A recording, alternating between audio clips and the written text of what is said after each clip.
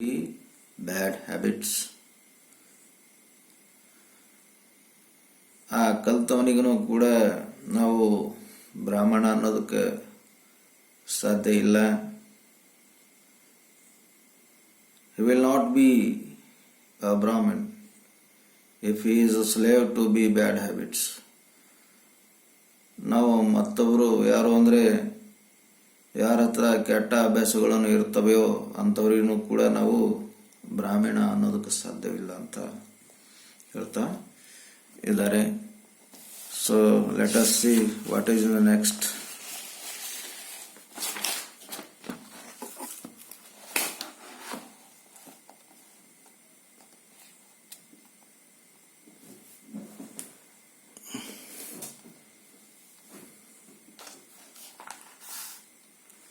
ಇನ್ನೂ ಪ್ರಶ್ನೆಗಳಿವೆ. ಇದೆ ನೋಡೋಣ. What is the greatest wonder in the world? ಈ ಪ್ರಪಂಚದಲ್ಲಿ ಅತಿ ಅದ್ಭುತವಾದ ಆಶ್ಚರ್ಯಕರ ಏನಿದೆ? Every day man see creatures depart to Yama's abode and at those who remain seek to live for ever. This verily is the greatest wonder. ಈ ಪ್ರಪಂಚದಲ್ಲಿ ಅತಿ ಅದ್ಭುತವಾದ ಒಂದು ಆಶ್ಚರ್ಯ ಏನಿದೆ ಅಂತ ಆ ಯಕ್ಷ ಯುಧಿಷ್ಠನಿಗೆ ಪ್ರಶ್ನೆ ಕೇಳಿದಾಗ ಯುಧಿಷ್ಠಿರ ಇಲ್ಲಿ ಉತ್ತರ ಕೊಡ್ತಾನ. ಏನು ಕೊಡ್ತಾನೆ ನೋಡಿ. Every day man see creatures depart to Yama. ಪ್ರತಿದಿನ every day man see creatures depart to Yama. ಪ್ರತಿದಿನ ಮನುಷ್ಯರು ಆ ಒಂದು ಯಮನ ಕಡೆಗೆ ಹೋಗಿ ಅಲ್ಲಿ ವಾಸ ಮಾಡೋದನ್ನು ನೋಡ್ತಾರೆ. And at those who remain to seek to live for ever. ಯಾವ ಉಳಿತಾವೋ ಅವು ಹಾಗೆ ಬದುಕುಳಿಬೇಕು ಅಂತ ಆಸೆ ಪಡ್ತಾವಂತೆ. This verily is the greatest wonder. ಇದೇ ಒಂದು ನಿಜವಾದಂತಹ ಅದ್ಭುತ ಇದೆ ಅಂತ ಹೇಳಲಾಗಿದೆ. Paragraph 9th. Thus the Yaksha posed many questions and Yudhishthira answered them all. ಹೀಗೆ ಯಕ್ಷ ಬಹಳಷ್ಟು ಕ್ವಶನ್ಗಳನ್ನು ಕೇಳಿದಾಗ ಯುಧಿಷ್ಠಿರ ಅವನಿಗೆ ಉತ್ತರವನ್ನು ಕೊಡ್ತಾನೆ. 10th paragraph. In the end ಯಕ್ಷ asked. ಕೊನೆಯದಾಗಿ ಯಕ್ಷ ಪ್ರಶ್ನೆ ಕೇಳ್ತಾನೆ. ಓ king, one of your dead brothers can now be revived. Whom do you want revived? He shall come back to life. ಯಕ್ಷ ಹೇಳ್ತಾನೆ. In the end the Yaksha asked, Oh king, oh ರಾಜ. ರಾಜ ಅಂದ್ರೆ ಯಾರು ಇಲ್ಲಿ? Yudhishthira. Oh king, one of your dead brother can be revived. ಅಲ್ಲಿ ಸತ್ತಿ ಬಿದ್ದಿರಕ್ಕಂತ ನಿನ್ನ ಬ್ರದರ್ಸ್ನಲ್ಲಿ ಒಬ್ಬರಿಗೆ ಮಾತ್ರ ಜೀವಂತ ಮಾಡ್ತೀನಿ, ಹೇಳು ಯಾರಿಗೆ ಜೀವಂತ ಮಾಡಲಿ ಅಂತ ಯಕ್ಷ ಯುಧಿಷ್ಠಿರನಿಗೆ ಕೇಳ್ತಾನೆ. Whom do you want to revived? ನೀ ಯಾರಿಗೆ ನೋಡಬೇಕಂತ ಅನಿಸ್ತಿ? ಯಾರು ನಿನ್ಗೆ ಬೇಕು ಹೇಳು. He shall come back to life. ಅವನಿಗೆ ನಾನು ಬದುಕಿಸಿ ಹೊರಗೆ ತರಿತೀನಿ. ಯಾರಾದರೂ ಒಬ್ಬರಿಗೆ ಬದುಕಿಸ್ತೀನಿ. ನಿನಗೆ ಯಾರಿಗೆ ಬದುಕಬೇಕು ಅನಿಸ್ತಾ ಇದೆ ಅಂತ ಯಕ್ಷ ಯುಧಿಷ್ಠಿರನಿಗೆ ಪ್ರಶ್ನೆ ಕೇಳ್ತಾನೆ. ಆಗ ಯುಧಿಷ್ಠಿರ ಹೇಳ್ತಾನೆ ನೋಡ್ರಿ. Yudhishthira thought for a moment and then he replied. ಯುಧಿಷ್ಠಿರಗೆ ಈ ಥರ ಪ್ರಶ್ನೆ ಕೇಳಿದಾಗ ಸ್ವಲ್ಪ ವಿಚಾರ ಮಾಡಿ ಉತ್ತರ ಕೊಡ್ತಾನೆ. ಏನಂತ ಹೇಳ್ತಾನೆ ನೋಡ್ರಿ. ಯಾರಿಗೆ ಎಬ್ಸ ಅಂತ ಹೇಳ್ತಾನೆ ನೋಡೋಣ, ಅಥವಾ ಯಾರಿಗೆ ಜೀವನದಾನ ಕೊಡು ಅಂತ ಹೇಳ್ತಾನೆ ನೋಡೋಣ. ಮೇ ದ ಕ್ಲೌಡ್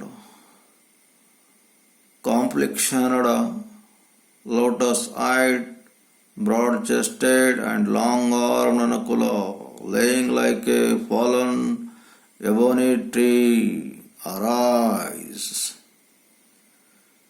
ಮತ್ತೆ ಅದಕ್ಕೆ ಇಲ್ಲಿ ಯುಧಿಷ್ಠಿರ ಯಾರಿಗೆ ಜೀವಂತ ಮಾಡು ಅಂತ ಹೇಳ್ತಿದ್ದಾನೆ? ಮೋಡದ ಬಣ್ಣ ಹೊಂದಿರಬೇಕಂತಹ, ಮೋಡದ ಮೈಬಣ್ಣ ಹೊಂದಿರಬೇಕಂತಹ, ಕಮಲದ ಕಣ್ಣುಗಳು ಹೊಂದಿರಬೇಕಂತಹ, ವಿಶಾಲವಾದ ಹೃದಯ ಹೊಂದಿರಬೇಕಂತಹ, ಉದ್ದಕ್ಕೆ ತೋಳುಗಳನ್ನು ಹೊಂದಿರಬೇಕಂತಹ ನಕುಲನು ಅವನನ್ನು ನನ್ನ ಎಬ್ಬಿಸು. ಆವೆಲಿ ಬ್ಲ್ಯಾಕಿಶ್ ಟ್ರೀ ಅಂದರೆ ದೊಡ್ಡ ಅಘಾತ, ದೊಡ್ಡದಂತ ಮತ್ತು ದೊಡ್ಡ ಮಟ್ಟದ ಟ್ರೀ ಬಿದ್ದಿರುವ ಹಾಗೆ ಬಿದ್ದಿರಬೇಕಂತಹ ಯಾರೋ ಇವನು ನಕುಲನಿಗೆ ಜೀವಂತ ಮಾಡಿಕೊಡುವಂತ ಯುಧಿಷ್ಠಿರ ಯಾರಿಗೆ ಕೇಳ್ಕೊಳ್ತಿದ್ದಾನೆ? ಯಕ್ಷನಿಗೆ ಕೇಳಿಕೊಳ್ಳುತ್ತಿದ್ದಾನೆ.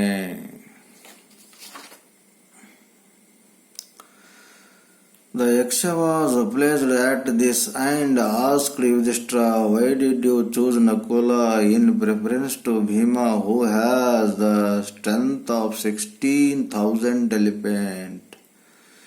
ಯಕ್ಷ ಕೇಳ್ತಿದ್ದಾನೆ, ಯಾಕೆ ನಕುಲನಿಗೆ ಜೀವಂತ ಮಾಡಂತ ಹೇಳ್ತಾ ಇದ್ದಿ? Why did you choose Nakula preference to Bhima? ಭೀಮಾಗ ನೀ ಎಬ್ಸಬಹುದಾಗಿತ್ತಲ್ಲ. ಭೀಮನು ತುಂಬಾ ಬಲಶಾಲಿ ಇದ್ದಾನೆ. ಅವನಿರ್ತರ 16,000 elephant,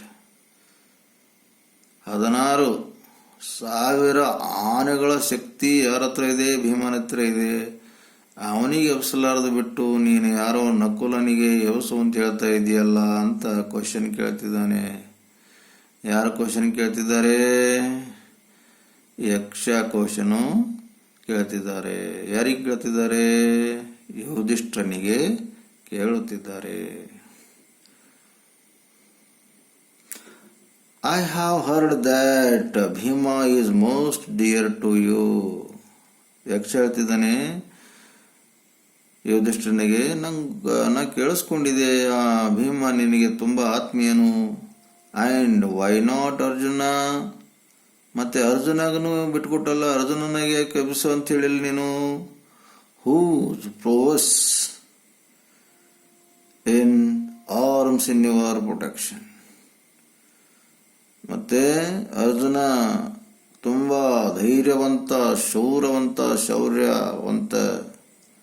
in arms your protection, ನಿನ್ನ ಒಂದು ರಕ್ಷಣೆ ಮಾಡೋದಕ್ಕೆ ಅರ್ಜುನನು ಕೂಡ ಇದ್ದಾನೆ. ಅವನಿಗೂ ನೀನು ಜೀವಂತ ಮಾಡು ಅಂತ ಹೇಳಿಲ್ಲ, ಆದರೆ ನೀನು ನಕುಲನಿಗೆ ಜೀವಂತ ಮಾಡು ಅಂತ ಹೇಳ್ತಿದೀಯಲ್ಲ ಯುಧಿಷ್ಠಿರ ಅಂತ ಕ್ವಶನ್ ಕೇಳ್ತಿದ್ದಾನೆ ಯಕ್ಷ. ಯಾರಿಗೆ ಕೇಳ್ತಿದ್ದಾನೆ?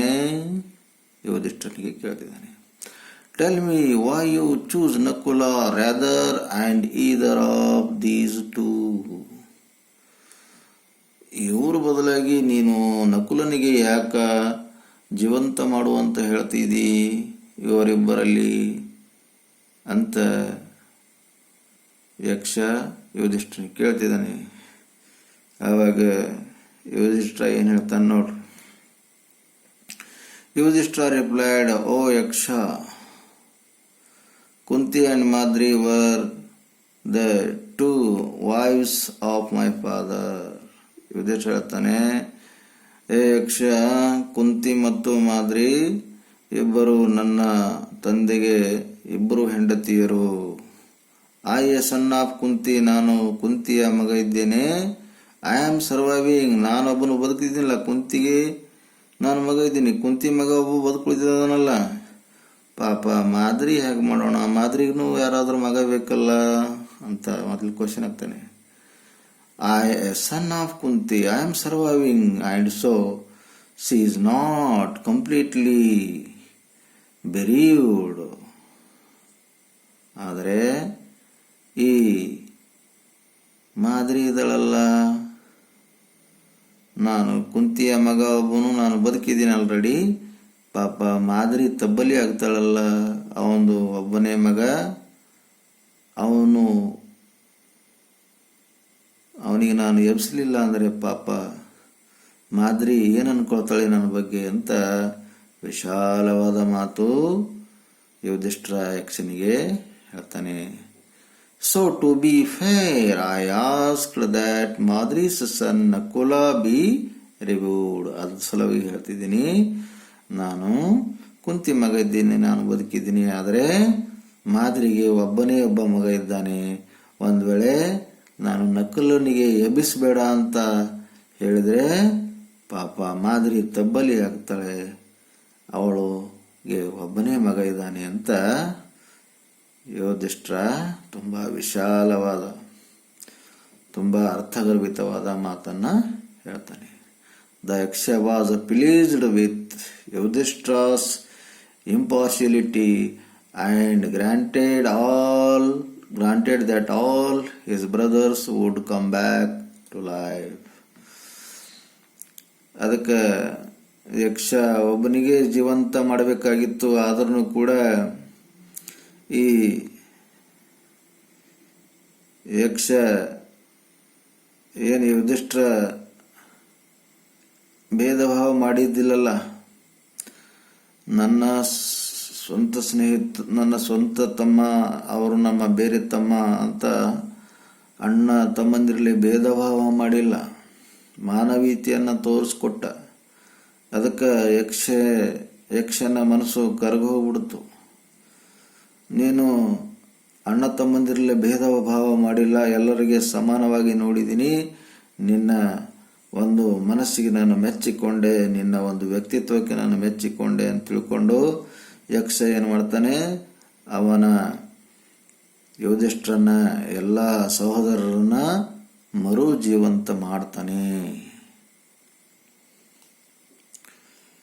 It was the Yama, the lord of death, who had taken the form of a deer and the yaksha. ಆ ಒಂದು ಜಿಂಕೆಗೆ ಬೆನ್ನಟ್ಟಿದ್ರಲ್ಲ, ಆ ಜಿಂಕೆ ಯಾರಿದ್ರು? ಯಮನಿಗೆ ಬೆನ್ನಟ್ಟಿದ್ರು ಇವರೆಲ್ಲ ಕಾಡಿನಲ್ಲಿ. So that he might see his own son Yudhishthira and test him. ಅವನ ಸ್ವಂತ ಮಗನಾದ ಯುಧಿಷ್ಠಿರನಿಗೆ ಒಂದು ಟೆಸ್ಟನ್ನು ಇಟ್ಟಿದನಂತೆ. He embraced Yudhishthira and blessed him. ಆಗ ಎಂಬ್ರೆಸ್ಡನಿಗೆ ಅಪ್ಪಿಕೊಂಡು ಅವನಿಗೆ ಆಶೀರ್ವಾದ ಮಾಡಿದನಂತೆ.